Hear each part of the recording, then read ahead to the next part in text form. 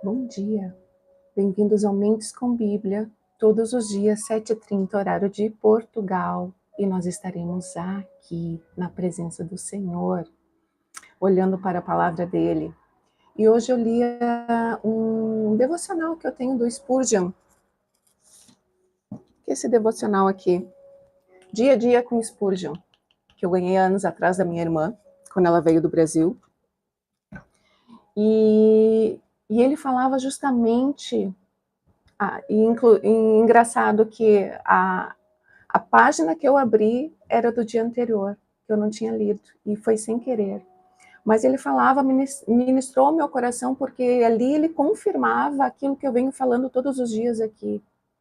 A santidade, essa santidade que nós necessitamos para estar na presença desse Deus que é santo, essa santidade ela vem através da verdade, que vem através da palavra do Senhor. Então, quando nós estamos realmente buscando essa verdade, a palavra de Deus nos fala que Jesus é a verdade, o caminho, é a vida. Jesus é tudo, na verdade. Mas a santidade que nós necessitamos, nós só vamos encontrá-la, nós só vamos ter acesso a essa santidade através da palavra do Senhor. Entendendo que a Bíblia nos fala sobre quem é este Deus e aquilo que Ele quer de nós. O que este Deus quer que nós façamos na nossa jornada aqui nessa terra, no dia de hoje. As decisões que Ele quer que nós tomemos no dia de hoje. E nós só vamos ter acesso à verdade que vem deste Deus através do conhecimento da palavra dele. E a palavra de Deus também nos fala que o povo peca por falta de conhecimento. Eu, nesses meses todos que eu venho fazendo as lives, todos os dias eu aprendo algo novo. E eu digo que desde que eu estou na presença do Senhor, já fazem 13 anos, eu consumi muito material sobre Cristo. Eu li a Bíblia várias vezes, eu olhei todos os filmes inimagináveis que você possa encontrar sobre Bíblia, sobre contexto bíblico, séries sobre Bíblia, e ainda assim, todos os dias eu aprendo algo novo sobre esse Deus, sobre a palavra dele, e vou também corrigindo a minha rota, porque muitas coisas que nós vamos aprendendo lá de trás, e que nós vamos só ouvindo e não vamos consultando a palavra, nós vamos absorvendo aquilo, e muitas vezes aquilo que as pessoas vão falando, elas só vão replicando e não é a verdade. Não está alinhado totalmente diante do que o Senhor está nos falando na palavra. Então nós temos acesso a essa palavra. Nós temos acesso a entender quem é este Deus. Só fechar essa janela aqui, só um pouquinho.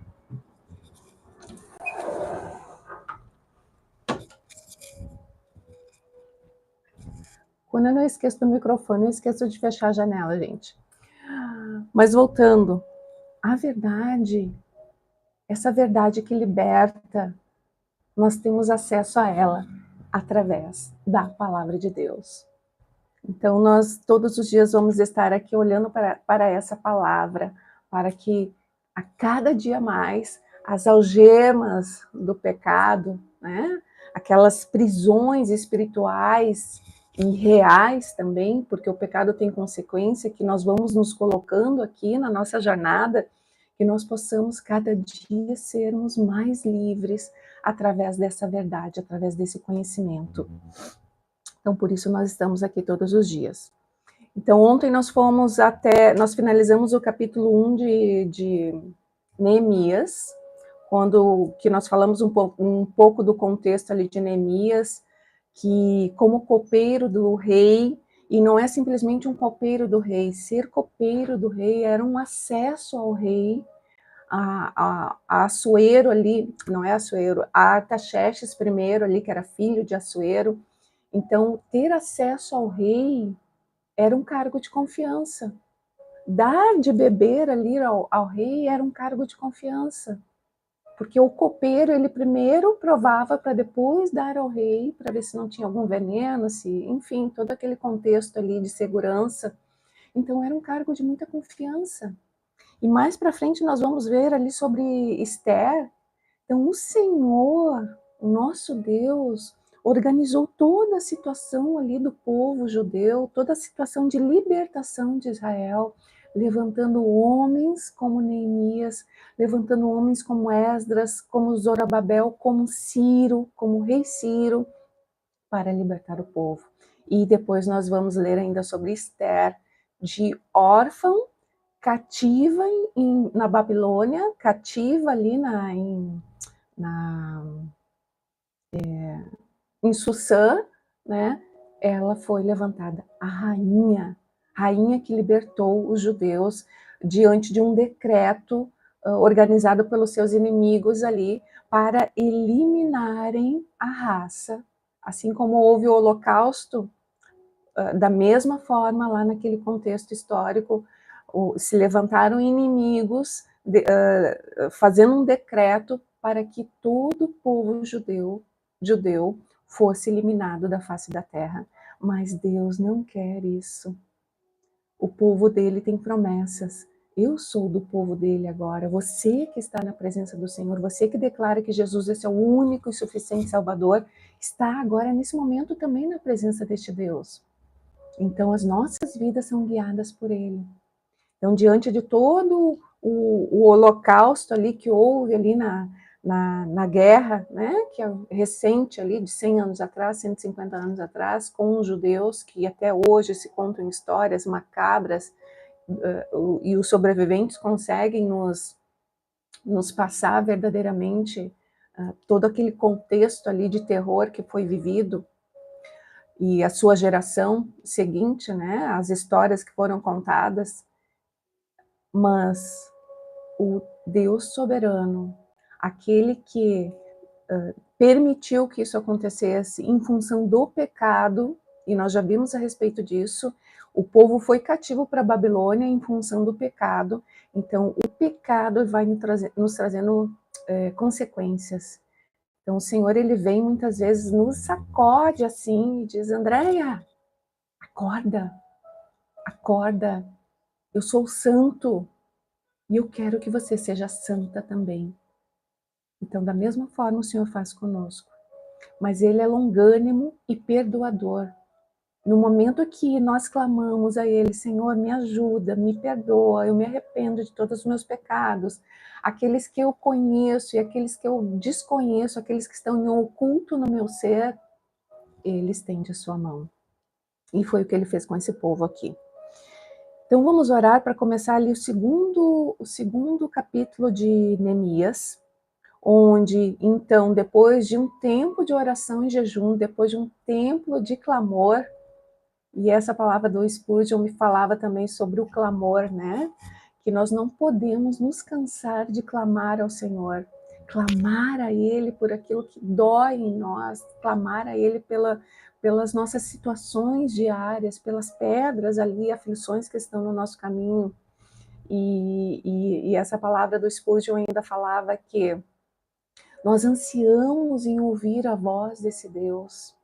E quando Ele entra em silêncio conosco, nós devemos clamar ainda mais forte para que Ele nos ouça, para que Ele lembre-se de nós.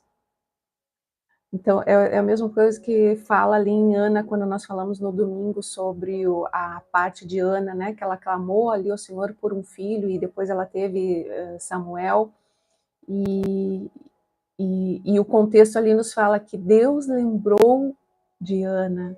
Da mesma forma nós, nesse dia, que nós possamos clamar com todo o nosso coração, com toda a nossa força, com todo o nosso entendimento, com tudo que nós somos, para este Deus, para que Ele lembre de nós e olhe para nós, e a sua boa mão venha e tire toda a aflição do nosso coração, toda a aflição da nossa mente. E eu creio que a boa, agradável e perfeita vontade dele fará sobre nós aquilo que ele quer verdadeiramente, aquilo que ele quer transformar, aquilo que ele quer alinhar e aquilo que ele quer estender a mão para nos abençoar. E eu aguardo todos os dias pelo toque desse Deus, eu aguardo todos os dias pela voz deste Deus, eu aguardo todos os dias por mais deste Deus. Então vamos lá, gente, vamos orar e aí nós vamos começar. Senhor, eu te louvo, meu Deus, eu te louvo, Senhor, pela tua santidade, Senhor, e pela tua longanimidade, Senhor, porque nós somos falhos, somos pecadores, mas o Senhor nos ajuda. E eu lembro da Maria, minha pequeninha, a filha da minha sobrinha, minha netinha. Ajuda, Senhor. Como crianças, nós clamamos a Ti. Ajuda-nos, Senhor. Ajuda-nos a estarmos em santidade contigo. Ajuda-nos, a Deus, a entender da Tua palavra. Ajuda-nos, a Deus, a sermos curados nesse dia, Senhor. Curados em nossos corações, em nossas mentes. Ajuda-nos, Senhor, a entendermos qual é o próximo passo que nós devemos dar. Pega-nos pelas mãos, Senhor, e nos conduz, meu Deus, nos ajuda, Senhor, a andarmos na Tua luz, na Tua verdade, no conhecimento de quem Tu és, ó Deus. Nos ajuda, Senhor, a entender um pouquinho mais agora sobre a Tua palavra, sobre a força, Senhor, como devemos agir através da vida de Neemias, ó Deus, esse grande homem que foi levantado, Deus, para reconstruir os muros lá da Jerusalém. E hoje nós clamamos a Ti, meu Senhor, nos ajuda a reconstruir os muros da nossa identidade, os muros de quem nós somos, Senhor, para que então nós possamos agradar o Teu coração, Senhor, e a Tua boa mão venha e nos ajude em todas as coisas, em todas as áreas da nossa vida, mas que principalmente nós possamos ser um canal das Tuas bênçãos para as outras pessoas que estão à nossa volta, que nós possamos jorrar rios de águas vivas, ó Deus, porque Tu és aquele que vive no nosso interior. Então, em nome de Jesus, sê conosco, meu Deus. Amém. Amém, meus queridos, vamos lá, então. Então, Neemias não era um simples copeiro, Neemias era um homem de confiança. E Neemias, muito bem, nós vamos ler aqui que ele fez o clamor, e agora, a partir do capítulo 2, nós vamos entender que ele entrou na presença, depois de orar, de jejuar, de clamar, de se arrepender por ele, se arrepender pela família dele, se arrepender pelo povo ali, ele então, e com certeza foi Deus que colocou esse querer no coração dele, esse querer e executar. Então, agora ele vai entrar na presença do rei, e antes de entrar na presença do rei, ele finaliza aqui no capítulo 1, que ele fala o seguinte: ouve as minhas orações, ouve as orações de teus servos, que se agrada em te honrar. Peço que me concedas êxito hoje, que o rei me seja favorável. Ele simplesmente não foi lá na frente do rei, né, que o rei concedeu, porque a boa mão do Senhor estava ali ajudando dentro desse contexto, mas o que nós vamos ler que ele não pediu só para o rei, rei, envia lá uma ajuda lá para Jerusalém, né, para que os sacerdotes, para que o povo lá possa reconstruir verdadeiramente os muros, reconstruir verdadeiramente a cidade. Não, ele mesmo queria ir até lá reconstruir essa cidade. Ele se levantou, e não é ele, né? O próprio Deus levantou ele para que ele fizesse essa boa obra. Qual é a obra que o Senhor nos levanta nesse dia para fazermos? Estender uma mão para alguém que está ali fechado no seu casulo, fechado na sua prisão espiritual e que ninguém tem acesso? E aí o Senhor vem e nos coloca a coragem necessária para ir lá dar uma palavra de consolo, para ir lá bater na pedra, né, até que a água flua, até que a fonte jorre. Qual é o propósito que o Senhor nos dá hoje? Qual é a coragem que o Senhor nos dá para fazer hoje? Falar com aquele nosso chefe briguento, acessar aquele coração dele? Qual é a coragem que o Senhor nos dá hoje?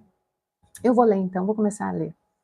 No mês de Nissan, no 20º ano do reinado do rei Artaxerxes, Quando a palavra coloca algo ali em específico na palavra, o Senhor quer nos falar algo. Quando começou o Neemias, o primeiro capítulo, falou no mês de Quisleu, no 20º ano do reinado de Artaxerxes, do rei Artaxerxes. Então o irmão dele, Anani, foi lá e falou para ele: olha, a situação de Jerusalém está desse jeito, os muros estão quebrados, né? Nós estamos envergonhados. E aqui ele fala no mês de Nissan. Então são 4 meses após o mês de Quisleu é dezembro, e o mês de Nissan é abril ou março, né? Gira em torno disso. Então, de 3 a 4 meses após o início do clamor ali de Neemias, então ele entra na presença do rei, e aí continua aqui a palavra. Eu estava servindo vinho ao rei. Nunca eu tinha estado triste em sua presença. Era proibido estar triste na presença do rei. O rei me perguntou: por que está com o rosto tão triste? Você não parece doente. Disse deve estar profundamente angustiado. Daí ele continua: fiquei com muito medo, mas respondi: que o rei viva para sempre. Como meu rosto não pareceria triste? A cidade onde estão sepultados meus antepassados está em ruínas e suas portas foram destruídas pelo fogo. O que você deseja que eu faça? Perguntou o rei. Depois de orar ao Deus dos céus, respondi: se lhe parecer bem, e se o rei for favorável a mim, seu servo, peço que me envie ajudar para reconstruir a cidade onde meus antepassados estão sepultados. Versículo 6. O rei, com a rainha sentada ao seu lado, perguntou: quanto tempo você ficará ausente? Você voltará? Respondi ao rei quanto tempo ficaria ausente e ele atendeu a meu pedido. Disse também: se lhe parecer bem, gostaria que o rei me desse cartas para levar aos governadores da província a oeste do rio Eufrates, com instruções para que eles permitam que eu viaje em segurança por seus territórios até chegar a Judá.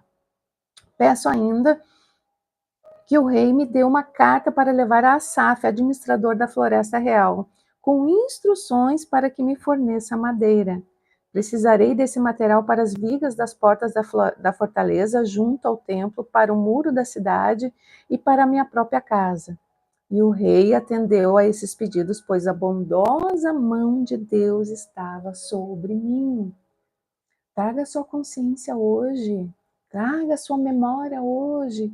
Quantas vezes a boa mão do Senhor esteve sobre a sua vida? Tantas vezes em contexto onde a nossa mente está fechada, onde o circuito da nossa mente, é o que nós falamos ali na psicologia, na neurociências, quando o circuito da nossa mente está fechado, nós só conseguimos acessar memórias ruins que derivam daquele conjunto de pensamentos. Mas hoje traga à sua memória todas as vezes que o Senhor, com a sua boa mão, esteve sobre a sua vida e lhe ajudou em situações difíceis, em situações onde não havia nenhuma saída a não ser um milagre. Eu sei muito bem quantas vezes o Senhor me ajudou, mas eu sei muito bem também quantas vezes a minha mente estava dentro desse circuito fechado, onde eu não conseguia enxergar mais nada a não ser as mazelas e as tristezas da minha vida. Mas é um confronto diário quando nós cada vez mais vamos tendo mais conhecimento sobre a palavra de Deus e sobre o conhecimento de como a nossa mente funciona. Então nós estamos com ferramentas para lutar contra aquilo que nos derruba, contra aquilo que nos deixa incapazes de avançarmos. Então, o que Deus já fez na sua vida e que Ele estendeu a sua boa mão e você não teve dúvida alguma de que Ele estava ali lidando com você, que Ele estava abrindo as portas necessárias para que você continuasse a sua jornada e fosse abençoado através das mãos dEle. Versículo 9. Fui aos governadores da província a oeste do rio Eufrates e lhes entreguei as cartas do rei. Além disso, o rei enviou oficiais do exército e cavaleiros para me protegerem. Mas quando Sambalate, olha os inimigos, Quando Sambalate, o horonita, e Tobias, o oficial amonita, souberam de minha chegada, ficaram muito irritados porque alguém veio promover o bem dos israelitas. Então Neemias chegou ali junto com, mais para frente nós vamos ler um pouquinho, junto com guardas, né? Guardas oficiais do rei. Então ele chegou ali junto com uma comitiva do rei, né? Como liderando ali aquela comitiva do rei, e os inimigos já levantaram as antenas. Opa, peraí, alguma coisa está acontecendo, mesmo ele não ter falado nada a respeito de qual o propósito dele para chegar ali. E depois nós vamos ver mais para frente. Mas tantas vezes nós nos levantamos em busca da santidade, em busca de andar de forma reta, alinhada na presença do Senhor, e inimigos se levantam para destruir a nossa identidade, para destruir a nossa jornada, né? Para tirar o nosso domínio próprio, a nossa paciência. Quantos inimigos se levantam? Lembrando que a palavra de Deus nos fala que os nossos inimigos não são carne e sangue, mas são as hostes espirituais, são os espíritos malignos que muitas vezes utilizam de pessoas, utilizam de situações, utilizam de propostas vestidas como um tesouro, né? Lembre-se que a palavra de Deus também nos fala que Satanás se veste de anjo de luz. E a palavra também nos fala que o povo de Deus precisa vigiar e orar. Então, em todo tempo que nós estejamos vigilantes para entender, ter o discernimento através do que o Espírito de Deus nos fala sobre aquilo que nos é apresentado, né? Os presentes que nos são apresentados, a capa é uma capa bonita, mas o seu interior é morte. Então, e esse discernimento nós só conseguimos adquirir na presença do Senhor, com intimidade com Ele, com oração, com um tempo disponível no nosso dia para entrega, para conversa com esse Deus. Então nós vamos entender, ter o discernimento, e mais para frente também vai falar que em momentos onde esses mesmos inimigos chamaram Neemias para reuniões, e foram 4 vezes que eles fizeram isso, chamaram Neemias para reuniões com ele, mas no entanto eles queriam matá-lo, eles queriam tirar a liderança ali que estava levantando o povo na reconstrução dos muros, que a primeira ida de Zorobabel até a ida de Neemias se passaram em torno de 80 a 100 anos. Então, de 80 a 100 anos, os muros continuavam ali destruídos. A identidade daquele povo que tinha um Deus soberano, que tinha um Deus que já havia feito maravilhas através deles e com eles, né? Que já tinha ali levantado líderes como Davi, como o rei Davi, e que havia eliminado povos, né, como Moisés.